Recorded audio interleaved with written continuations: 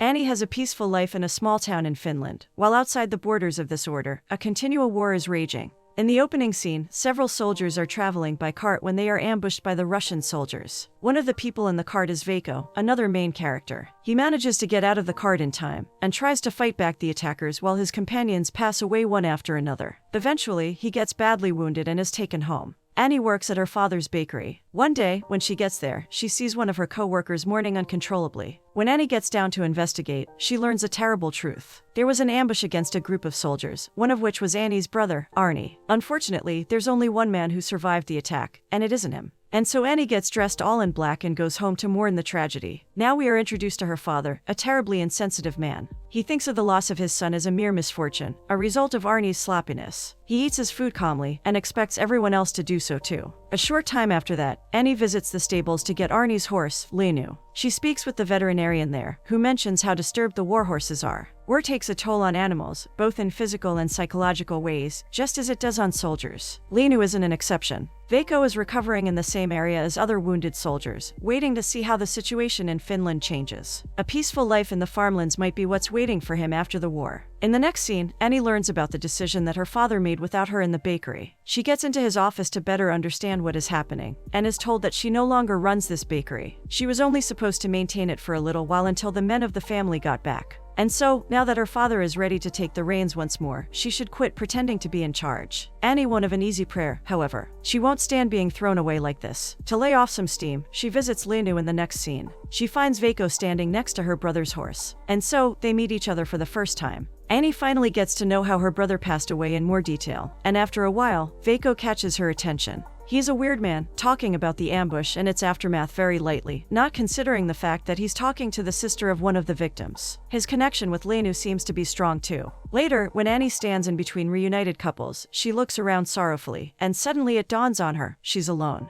Veikko appears to say goodbye then, however, and even though he doesn't expect this at all, he receives a kiss on the cheek. Later that evening, there is a dinner at her house. A young, resolved man is visiting his father. It is extremely evident that they are here only to win Annie's heart and consent. The father and the son equally boast about the young man's education and his successes in social life. And so, it is even more pitiful when the young man makes a terrible mistake and reveals what he's really like. He says how glad and proud he is that he doesn't have to fight in the war because of his education. Terrible silence falls. Naturally, both the father and the son realize what happened. But there is nothing they can do. Fortunately, there is another visitor to distract everyone. Veikko is bringing back Leinu. He gets invited to the table as well, and compared to the young man, he makes a really good impression on everybody, unexpectedly, even Annie's father. When the dinner is over, Veikko and Annie get to Leinu in the stables. The horse helps them make conversation and express their feelings. Veikko goes on and on about how he and Leinu have some unfinished business, how beautiful this horse is, how gracious she looks, and how he appreciates her, and Annie too. She tells him that the horse likes him as well. Veikko would find all the evidence that Leinu thinks just as highly of him. Soon, it is evident that Leinu is just a motorway with which they talk to each other. Annie leans towards him and kisses him for the first time. In the next scene, when the men get into one room separately to smoke some cigars and drink some whiskey, Annie's mother expresses how disrespectful it is to have a lumberjack Veikko at the table with such a nobleman. This enrages Annie right away, and they have a quiet and fierce disagreement about it, until the mother yields and admits that she's only taking Arnie's disappearance badly. Arnie hasn't disappeared, though. Veikko saw him pass away, and this news puts Annie's mother in flames. She won't believe it. Eventually, she storms out of the room and leaves the sisters alone. And it seems like Annie's sister understands it far better than their mother, which is why Veikko is here. That night, Annie secretly gets into the room where Veikko is staying, and they sleep together. The next day, Annie brings Veikko to the bakery. Soon, the father and Veikko start discussing his financial situation. Veikko tries to position himself as a man who owns land and has some grounds to be respected. But the man he's speaking with has no intention of hearing him. And besides, he knows very well that the loans the government gives out to people who were shot in the war are terrible, inhospitable lands. And he knows about the plans Veikko has for Annie. And there is no way he will let this peasant have his daughter, not unless the latter chooses to stay here, work, and make a living. Annie overhears this conversation. She rushes into the room and states her decision, which is unchanged. She wants a man for herself, she will act as she wishes, and choose the man of her liking. And so with shouts, curses, and threats, they leave. Soon, the two get married. The ceremony is quick and modest. The dinner is poor too. There are only 3 people around the small table: Annie, her sister, and Veikko. Here, after jokingly stating that this is the fanciest meal they will ever have, Veikko gives his bride a present. It's Arnie's camera that came back with Leinu. The film inside is almost full, only 3 pictures are left to be taken. Annie and her sister have a heartwarming goodbye in the next scene, and the struggling life of the couple begins. When the spring comes, Veiko is brought to his farmland. He has been given 22 acres of land, and he's to manage it as the government wishes. There's only one neighbor in the area, an experienced man. The place is uninhabited, but peaceful and beautiful. The neighbor soon comes to say hello. He introduces himself as Reuniting and gives him a few pieces of advice. Levo, a quiet young man, is with him. Overall, they make a quite interesting couple. Annie and Veiko don't need much to be happy. Everything that their land provides them with is enough. After all, the most important thing is that they are together and alone in the woods. A short time later, they visit Verdi and his family. Annie is then told a little more about Levo. It seems like the war has silenced him. The Russian soldiers murdered his mother, and she passed away in his arms. The dinner table is quiet and gloomy in the next scene, as Verdi tells the newlywed couple about the difficulties they are up against. Soon, with the help of their neighbors, they start clearing out their land, getting rid of vegetation, and building their own little hut. They know what they're up against, a tough life, and a tough relationship that will need working on daily, but they have all the energy and will to plunge themselves into this backbending lifestyle together. Verdi creates a series of small explosions in the next scene. The couple scope it from behind, how Lenu gets scared and runs off. The war has wounded him greatly, so Veiko runs after him, giving him a pep talk. This is the moment when Annie remembers something that she almost forgot, that her 2 companions are damaged by war. The developed pictures from Arnie's film camera arrive in a few days, and seeing the pictures of the dear person who got swallowed by the futile cruelty of the battlefield bring both to tears. The grief hasn't ended yet. Time flies. Soon comes winter. One day, when Veiko and Annie are walking through the forest, an unexpected thing happens. Veiko falls back, his feet get wobbly for some reason. He struggles to maintain balance, and then abruptly, he loses his consciousness and falls. He rolls over and ends up disappearing into the semi-frozen lake. Annie is stricken. She rushes to help, but by the time she gets there, Veiko has already disappeared under the thin layer of ice. She starts crushing it, wiggling her hand back and forth to grasp Veiko, but to no avail. Soon, all hope leaves her, and for a moment, she realizes that she has lost her lover for good, and that her life will be forever changed from now on. The tragedy is incomprehensible until suddenly, Annie sees a hand on the surface. She helps Veiko up and takes him home. There is something really wrong with Veiko. Soon, it is extremely evident that he needs a doctor, so Verdi takes him to the nearby town for help. Now all Annie can do is wait, and hope that her husband comes back alive. And so, Annie is alone with no one to talk to in the freezing winter, and manages to get by on her own. But she feels terribly lonely. One night, however, a stranger lady comes by. She introduces herself as Mayor Lukonen, the person who handed over this farm. Her son Otto's was against it, as she says, but he's just one small-minded person.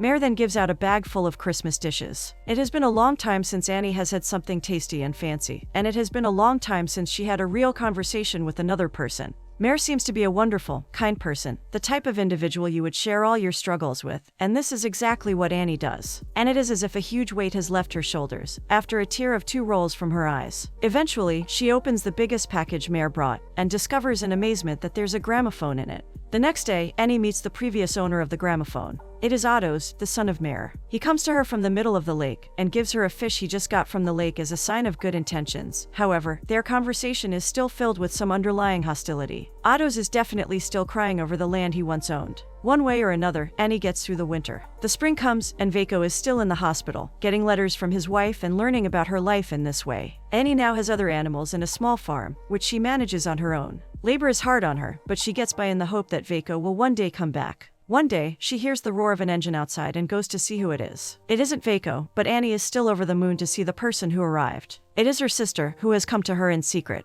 Together, they went to Veiko Hospital that day. Annie is inside, sitting at his bedside, while her sister is waiting in the corridor. The nurse comes in and informs Annie that Veiko has recently undergone a serious operation. This is why he looks so bad. Then when she leaves for a second, Annie starts crying. Veiko really does look bad, as if life is slowly leaking from his body. Soon, however, the nurse comes back and tells Annie about what happened just before the operation. The nurse told Veiko that the procedure was tough and that he might not come back, so Veiko asked her to write down a letter for his wife. He told her through this letter to find someone else if he didn't make it, and to not give herself to desperation, because he is a happy man to have met her and lived a small portion of his life with her. If he does leave this world, he will go smiling. The nurse soon walks out, leaving Annie alone with her thoughts. But soon Annie hears Veiko's voice, asking her for a kiss. Annie comes back to her farm as happy as ever. Their father comes to the farm. Seeing his 2 daughters working on the farm, being as filthy as ever, hurts him greatly. Soon, they have a small disagreement about the way the parents plan their children's future. The father is childishly bitter that his daughters took a detour from his grand plans, and the girls underline this childishness so much that he gets even more offended and goes away to sleep in the car. When the morning comes, however, the girls get in the car with him, bringing breakfast. The man is taken aback by this small gesture of compassion. Slowly, he eats his food and realizes that maybe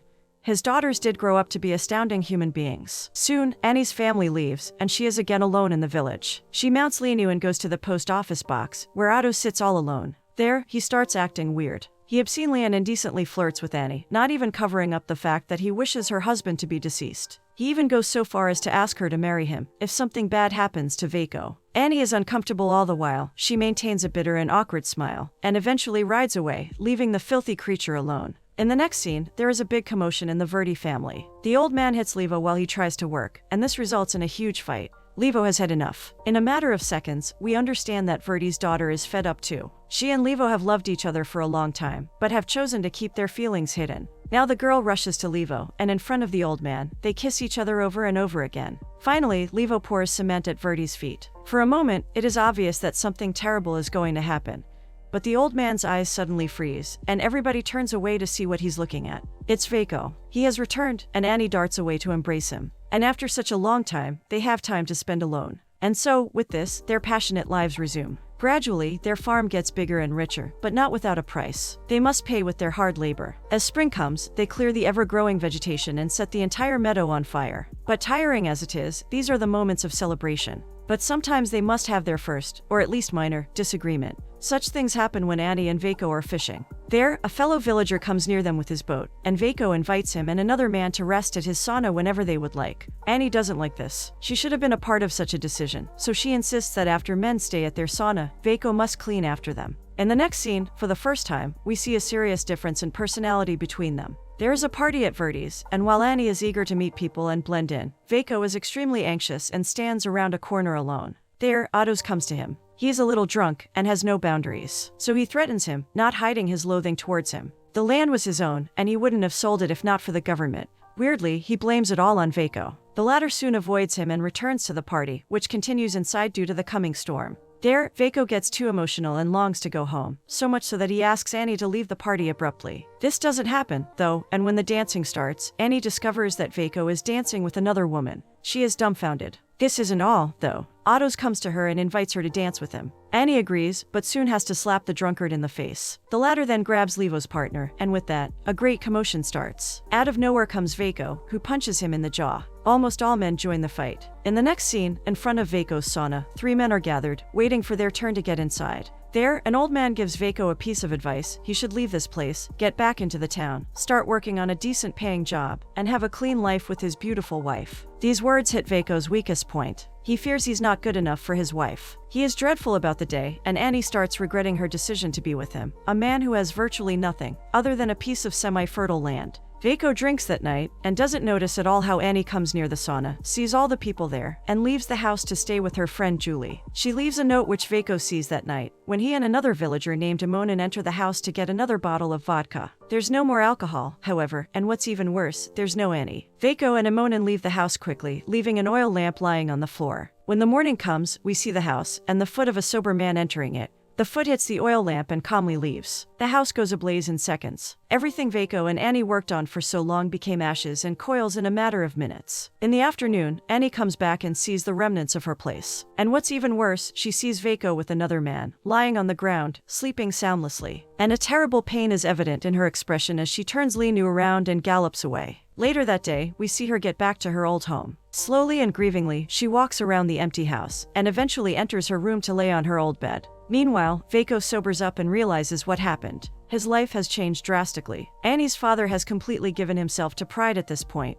He knows he can play the role of a generous person right now, and so he offers Annie a clean sheet of paper to start writing her story all over again. Perhaps Annie's mother sees a glimpse of hypocrisy in his actions, so she visits him at the bakery and demands that it be managed solely by their daughters. She doesn't even listen to the objection. She says her words, then stands up and leaves abruptly. And so, both Veiko and Annie continue their lives separately. Veiko is sending unanswered letters one after another, telling her about the way he remade the first floor, and the way he bends his back every day to keep the farm running. In truth, it is all murdering him. Veiko is getting weaker and weaker every day, and his illness seems to be coming back. Annie doesn't answer his letter, but in the next scene, when she's talking to her mother, we see that she's having second thoughts. Veiko has had a tough life, he's badly wounded in every way possible. But he's not an evil man, and Annie knows this. And so, as time flies, she wants more and more to get back to him. In the next scene, when Verdi, Veiko, and Levo are clearing up the remnants of what once was a house, 3 representatives of the state come to them. They start talking to Veiko with words that he can hardly dissipate, conveying to him the fact that, since a rumor has been going around that he's divorcing, he should leave this land and start working in a factory where it's much easier to earn a living. Maintaining a farm is too much for one war veteran. Veiko quietly listens to this and says nothing. Spinelessly, he weighs every word and fails to stand up for himself. Finally, it is Verdi who protects Veiko's interests, shaming the people who arrived, white-collar nobodies who chose to hide behind pens and papers, while Veiko fucked in a raging war. Rumors are rumors. Annie will return soon, and Veiko will rebuild this house. Finally, the ashamed men decide to give Veiko 6 months to rebuild everything, including his marriage. The next day, an unexpected thing happens. Annie's father comes into his daughter's office, the room that once belonged to him, and acts in a calm and good-hearted manner. It is as if all the loathing has left his system, and he is a different man now. He holds out his hand and offers Annie makeup. A little hastily, Annie shakes his hand, and then hugs him tightly. Shortly after, we learn that Otto's was the man who burned the houses of Annie and Veiko. He visits the latter first, and then Annie, revealing this secret to both of them. He is filled with dread that he will go to court for this, and be ashamed for the rest of his life, but the separated couple is generous enough not to take revenge. What is done, the house is ruined, and destroying Otto's life won't change that. The next day, Annie's mother visits Veiko. He's sleeping on a mattress in his newly built small house when she walks in. There's only one small chair, so Veiko offers her to sit down. For the first time, the two talk about everything that has happened. And for the first time, Annie's mother sees Veiko as he is, and realizes that he is a genuinely kind-hearted person. Finally, after a small but heartfelt dialogue, Veiko is encouraged to go to Annie, and apologize as nicely as possible. In the next scene, Annie is woken up by Lenu's neighing. She goes to check the stables right away, and is horrified when she sees that they're empty. In a matter of seconds, however, she sees a picture pinned on the door, and realizes where Lenu is right away. Enraged, she drives to the farm, and in the rain and mud, she and Veiko have a heated disagreement. For a moment, we realize that Veiko made a mistake. This definitely wasn't the nicest way to start apologizing to Annie. In the flames of anger, Annie asks him bitterly if he really thought that she would stay here after he stole Lenu. And the way she isn't even willing to talk about their separation makes Veiko angry too. He spits out that if she won't stay, then he will have no place on this land anymore. He isn't planning to rot away in there alone, in the place that they built together. And even if he was willing to stay there forever, the government wouldn't allow him to do it alone. They are on a trial period. After saying this, he storms away and gets inside the house. For a moment, Annie weighs his words. Then she darts away too and follows him inside. In the next scene, the weather is much calmer, and so is the couple. Annie is reading the document closely. She isn't mentioned in it by name, so as long as Veiko brings in any female, he will be alright. The land will be his. She then walks to the window and opens it. And suddenly, a tide of memory and indescribable feelings take her away completely. It is like a moment of magic. Lenu approaches her too, and in an instant, Annie realizes that this is her home. Slowly and calmly, she walks up to Veiko and embraces him from the back. After such a long time, they are back together, and nothing will stand between them after this moment. And so, this is how the story of their most terrible struggle ends. But their life story is yet to be written. They will have 2 children in the future, and everything that they've built will be enough for their happiness.